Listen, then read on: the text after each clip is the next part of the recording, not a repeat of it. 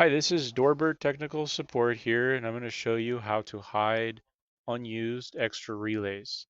If an A1101 indoor station is paired to your outside intercom, when the key button is selected, you're going to see all of these indoor station relays and access inputs. If nothing is wired to the relay of the indoor station, these are generally extra relays that are unused. So let's make some changes here. What we're going to do is we're going to go into administration. We're going to log in to our outside intercom. And when we go to our user settings, we're going to pick the user that has this app user account added to their phone, that specific resident.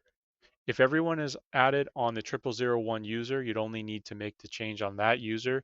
This is a multi-tenant unit, so you would need to do this for each resident. So we're going to go to our permissions. Here are our two onboard relays for the outside intercom, vehicle gate and side gate. And here we have our indoor station relays, 1, 2, and 3.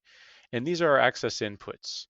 So we would unhighlight these and we're going to hit back and we're going to hit save. The moment this is saved, all of the additional options that you previously saw will be gone and you're only going to see the outside intercom relays.